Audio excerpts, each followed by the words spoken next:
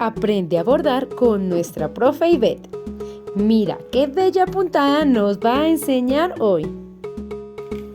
Hola, estamos aquí con nuestra profe Ivette que hoy nos va a enseñar una nueva puntada. Cuéntenos, profe, ¿cuál nos va a enseñar? Entonces, vamos a hacer la puntada eslabón.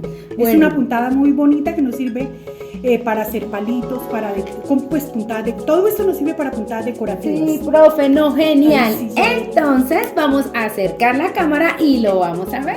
Metemos la agujita en la tela.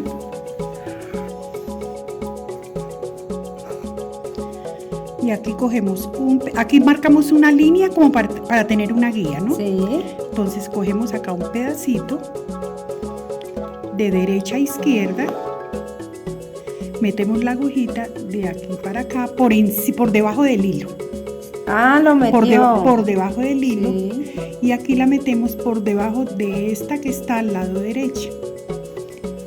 Entonces ahí nos va a quedar un lacito. Ah, hizo como un nudito. Como un nudito. Volvemos, la repetimos. Colocamos esta. La colocamos por debajo. Sí. Metemos la agujita por debajo del hilo. Sí. Y esta le hacemos como una lazadita y la cogemos por la hebrita que está a mi lado derecho. Ajá. Ay, qué lindo, profe, queda cómo bien va bonita, quedando. A ver, otra vez si yo lo acerco bien. Cogemos un pedacito. Ay, pero es un tricito de hilo que usted coge. De hilo, no de tela. De tela.